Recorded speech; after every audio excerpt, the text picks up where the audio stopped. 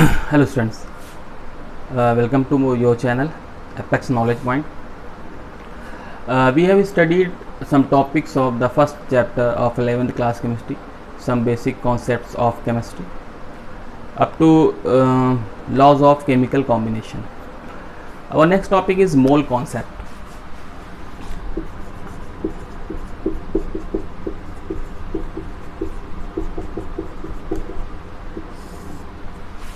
Students, it is very important topic as it cover all the numerical problems whether of physical chemistry, inorganic or organic chemistry.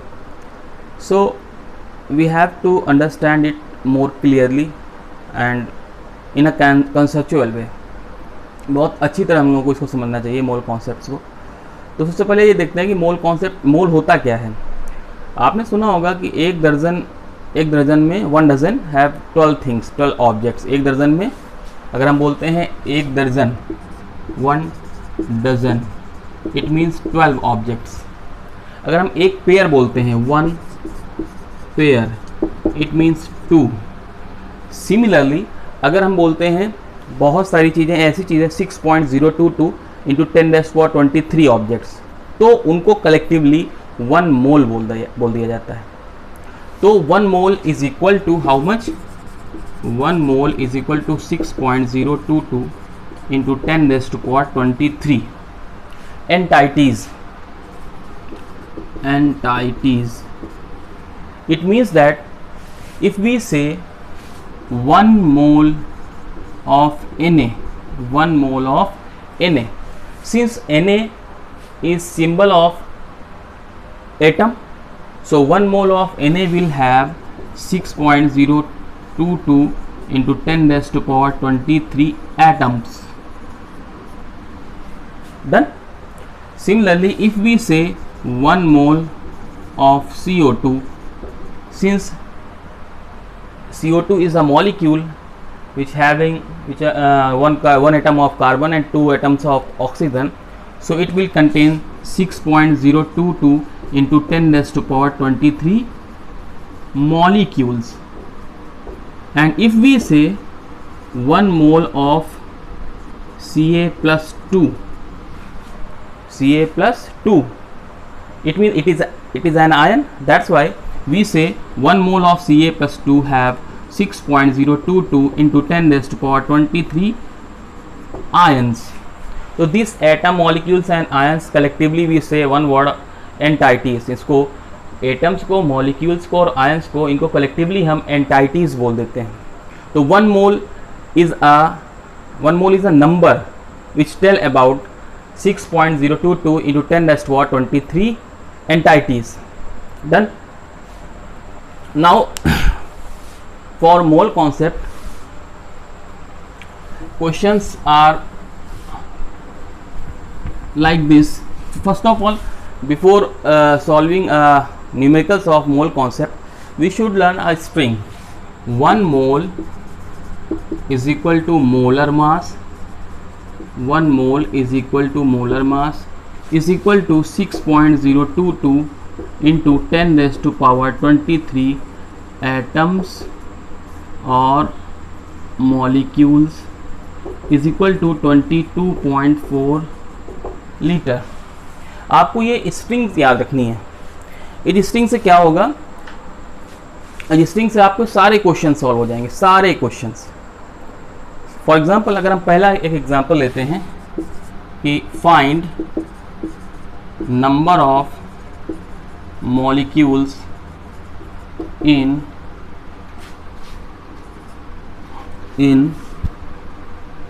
44 grams of CO2.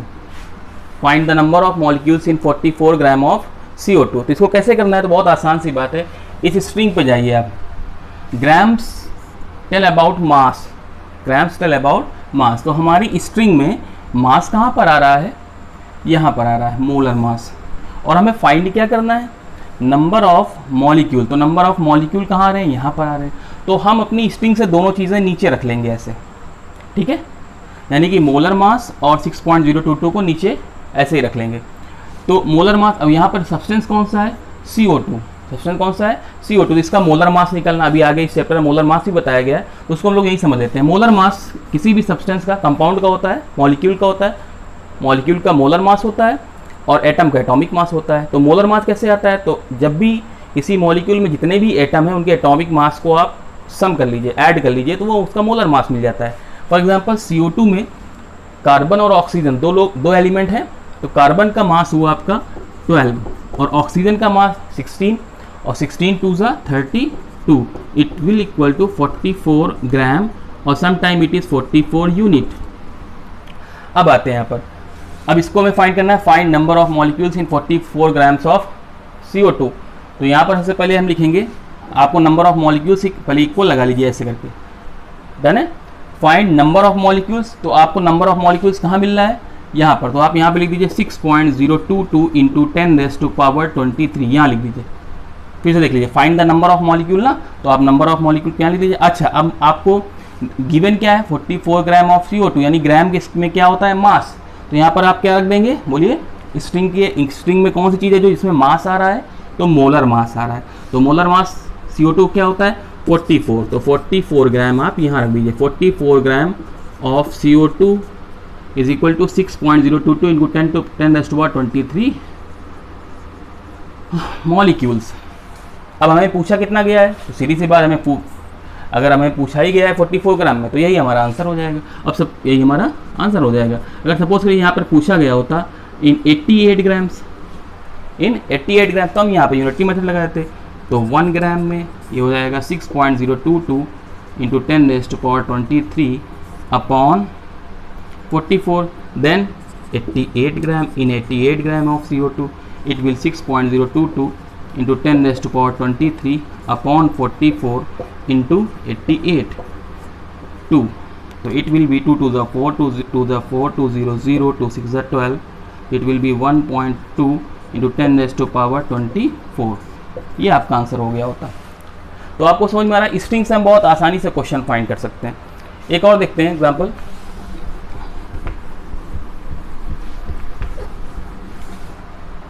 for example find number of atoms in 52 gram of helium, number of atoms in 52 gram of helium, ये हमारा question है। तो हमसे क्या पूछा गया है, number of atom. तो हमारी स्ट्रिंग में नंबर ऑफ एटम कहाँ पर आ रहा है, ये आ रहा है। तो हम सबसे पहले इसको यहाँ पे लिख देंगे, जो फाइंड करना है, फाइंड नंबर ऑफ एटम, तो यहाँ पर इसको लिख देंगे। फाइंड करने वाली चीज़ को राइट हैंड साइड में लिखेंगे, ये लिख दिया। और ग्राम यानी कि मास आ रहा है, तो मास हमारी स्ट्रिंग में कौन होता है, मोलर मास। क्या होता है, मोलर मास। अब मोलर मास में, अब चूंकि ये एटम है तो एटम का एटॉमिक मास आता है। हीलियम का एटॉमिक मास कितना होता है, 4 ग्राम। कितना होता है, 4 ग्राम। तो यहाँ पर हम लिख देंगे 4 ग्राम ऑफ हीलियम कंटेन इतने एटम्स, इतने एटम्स। ये हमारा फर्स्ट लाइन बन गया। अब हमको कितने में फाइंड करना है, 52 ग्राम में। तो हम यूनिटी मेथड से इन 1 ग्राम, सो इन 1 gram of helium is equal to 6.022 into 10⁻23 upon 4. So the asked quantities यानी 52 ग्राम में it will contain 6.022 into 10⁻23 upon 4 into 52, ये कैंसिल हो जाएगा 13 टाइम्स, तो 13 6.022 into 10⁻23 into 13 एटम्स, ये आपका आंसर हो जाएगा। समझ में आ गया होगा इस स्ट्रिंग का इस्तेमाल कैसे करना है। ये स्ट्रिंग आपको मोलर मास भी दे सकती है 22 और हाँ वॉल्यूम भी दे सकती है। फॉर एग्जांपल एक और क्वेश्चन देख लेते हैं। फाइंड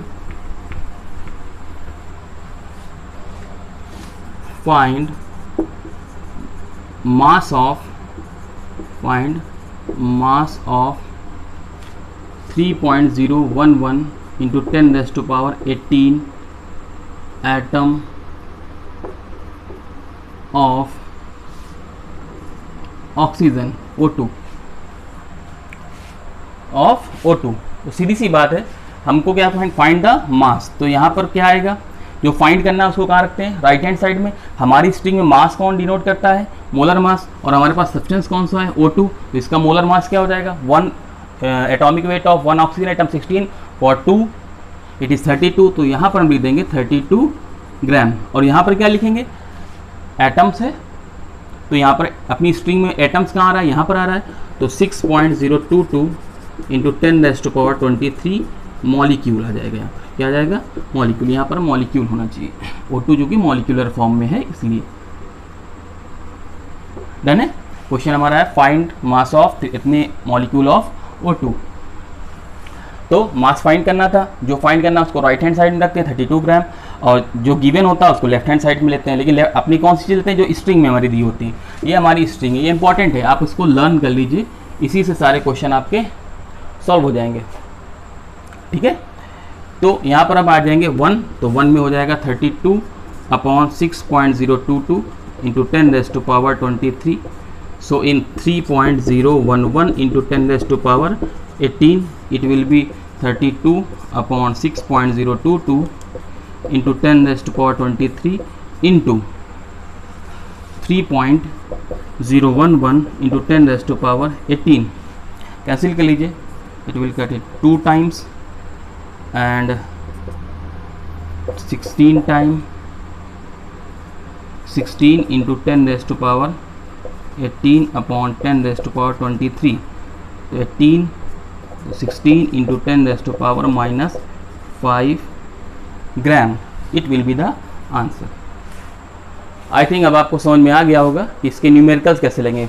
इसके न्यूमेरिकल्स के लिए आपको ये स्ट्रिंग आपको पकड़कर चलनी है। ठीक है, अब देखते हैं कुछ और जो क्वेश्चंस हैं आपके, जो आपकी बुक्स में आए हुए हैं। For example, find the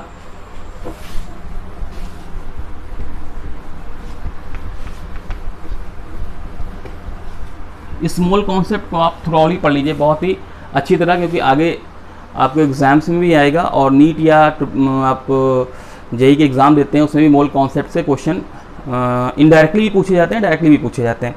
for example, find the number of atom, question आपका है find the number of atoms in, first है इन 1 gram of AU, in 1 gram of AU। तो आपको गिवन होगा AU का एटॉमिक मास, तो सपोज करो, तो हम अपनी स्ट्रिंग लिखेंगे, हमारी स्ट्रिंग में क्या आता है, find the number of atom, तो जो फाइंड करना है उसको यहाँ पे लिख लेंगे 6.022 इंटू 10⁻23, ये आपको याद होगा। और मोलर AU का एटॉमिक मास यहाँ पर आ जाएगा, सपोज करिए ये M है, ये आपको क्वेश्चन में दिया होगा, ठीक है, ये M है, तो इन M gram of AU, in M gram of AU कितने atom, how much, so in 1 gram of AU it will be 6.022 into 10⁻23 upon M, जो इसका मोलर मास एटॉमिक मास होगा। और नाउ इन 1 ग्राम, तो यही आपका आंसर हो जाएगा। Second one is 1 gram of Na, in 1 gram of Na, तो 1 ग्राम ऑफ Na में सीधी सी बात इसी का आ जाएगा 6.022 इंटू 10⁻23 अपॉन Na का atomic mass M। Third one is 1 gram of Li, 1 gram of Li, similarly कर सकते हैं हम 6.022 इंटू 10⁻23, और नीचे इसका Li का मोलर मास आ जाएगा, एटॉमिक मास आ जाएगा। सिमिलरली फोर्थ वन है 1 gram of Cl2, 1 gram of Cl2, तो सीधी सी बात है, ऊपर एटॉमिक नंबर ऑफ एटम्स या मॉलिक्यूल्स, और नीचे इसका मोलर या एटॉमिक मास।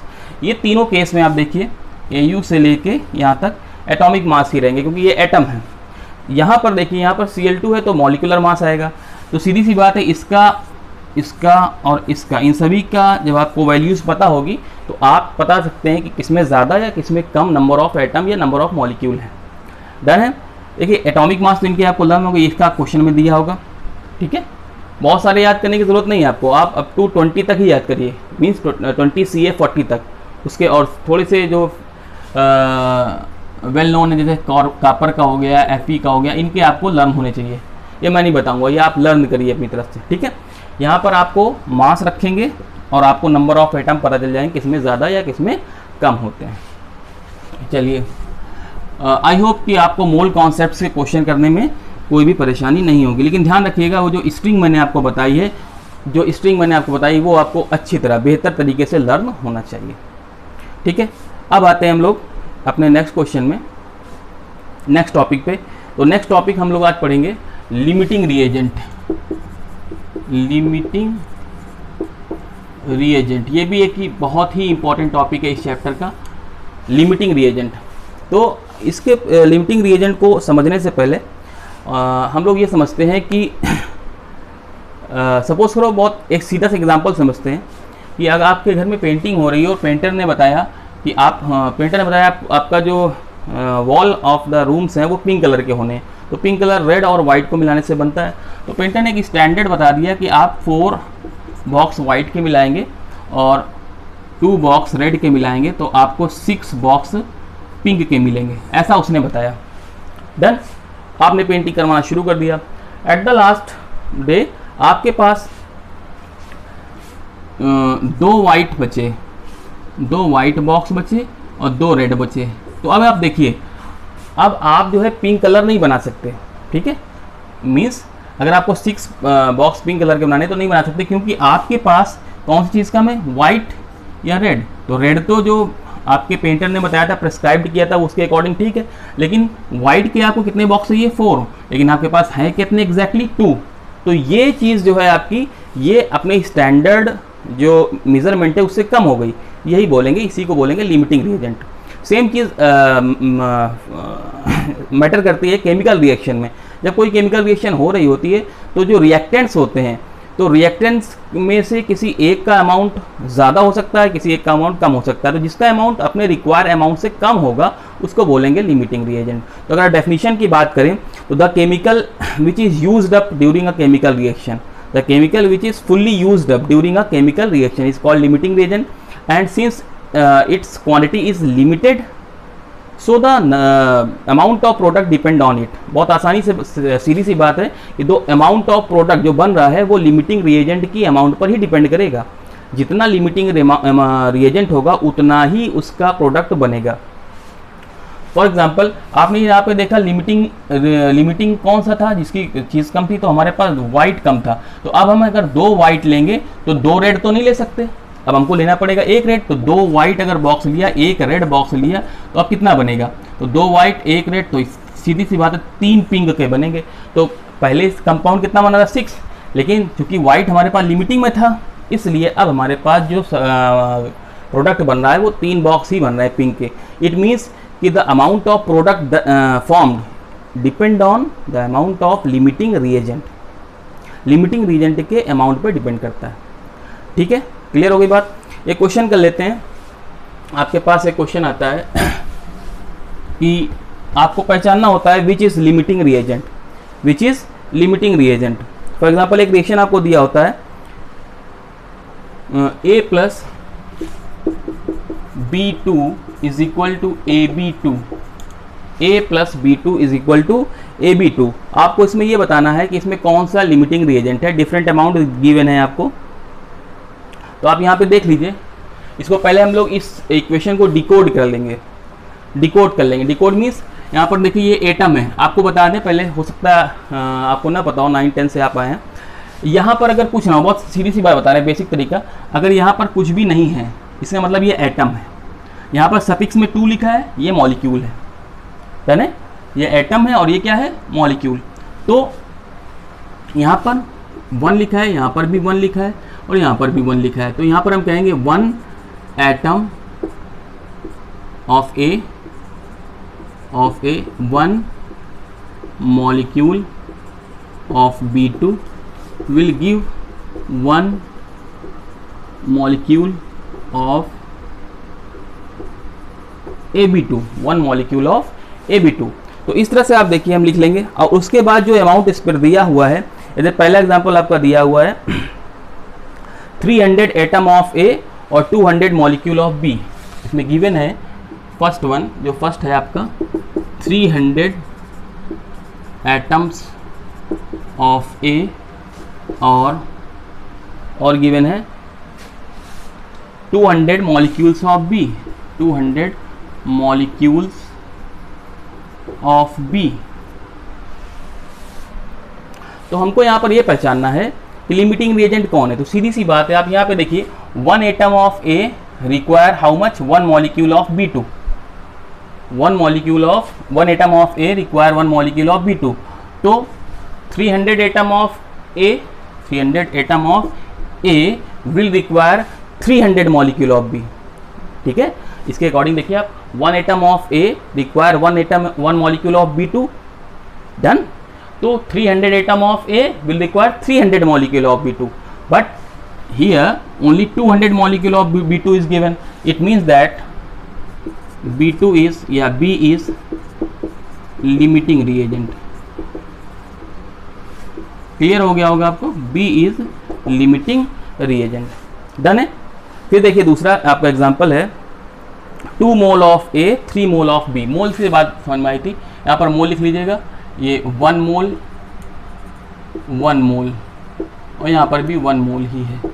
डन, ये मोल का है, ये एटम और मॉलिक्यूल का है। तो 2 मोल of A and 3 mole of B। तो यहाँ पे देखिए आप, यहाँ पर 2 मोल 1 मोल दोनों इक्वल चीज़ हैं।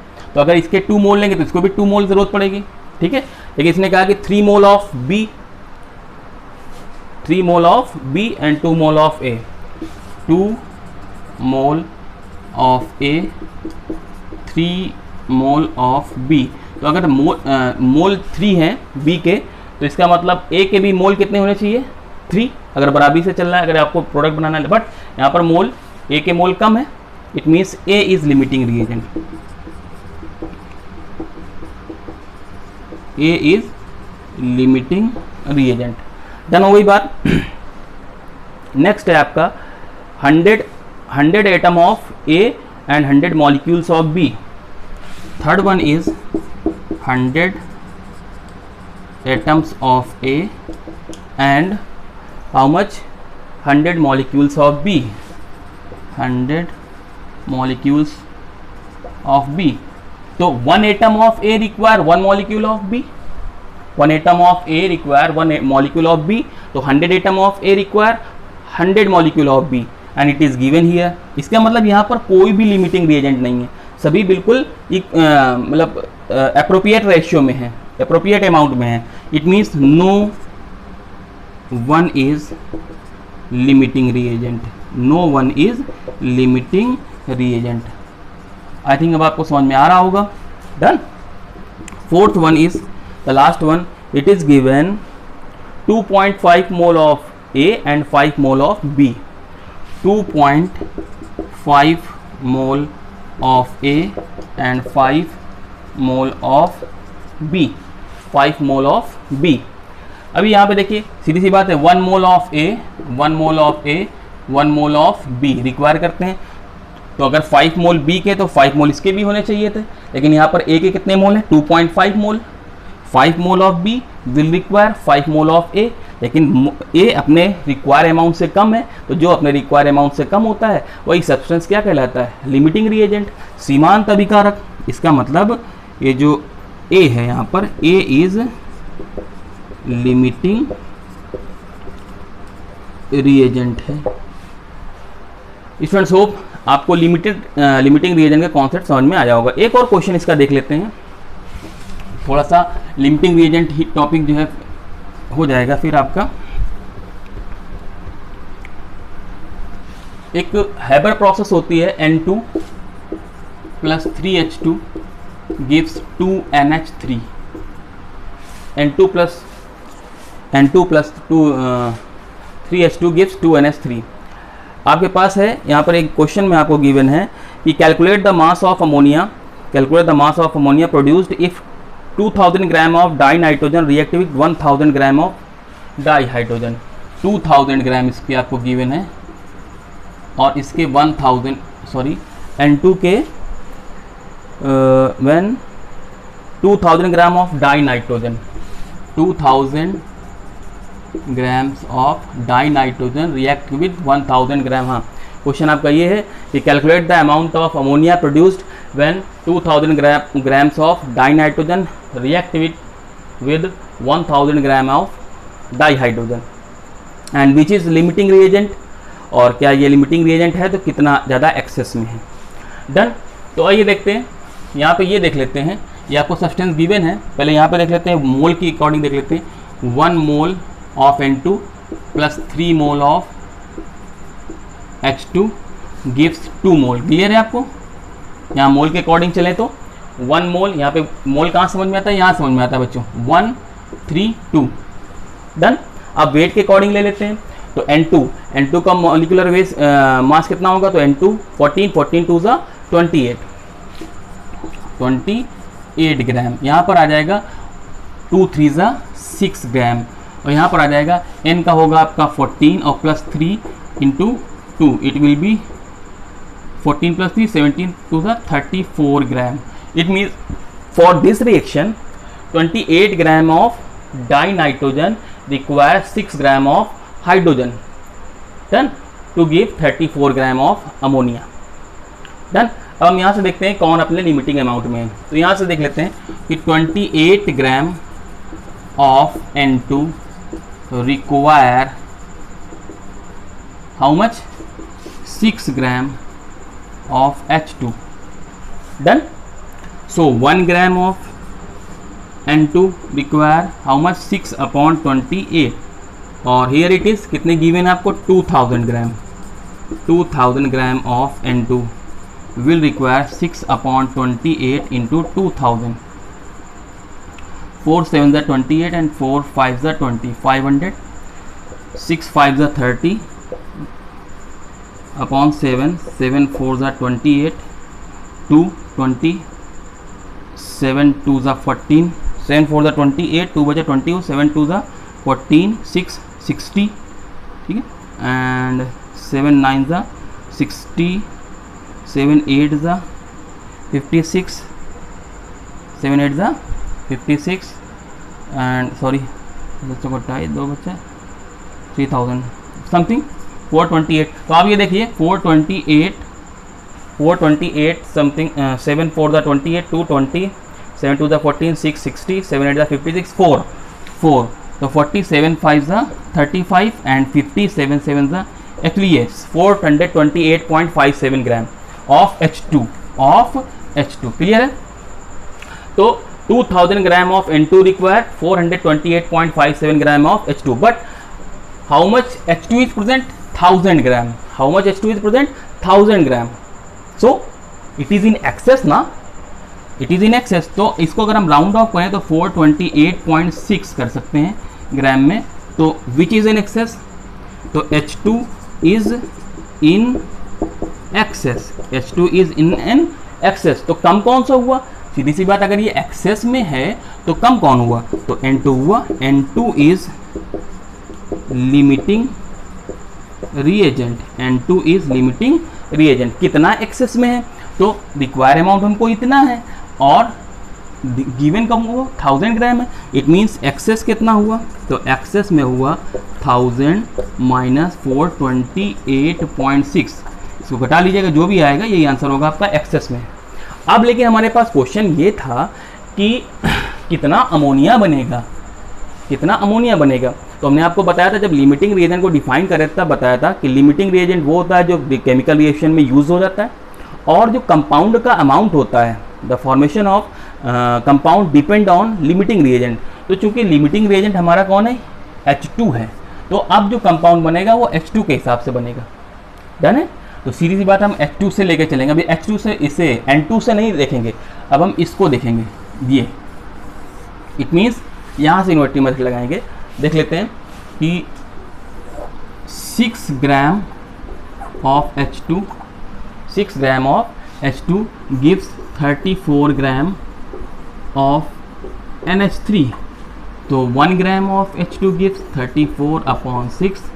How much H2 is present here, 1000 gram, so 1000 gram of H2 will give 34 upon 6 into 1000 gram.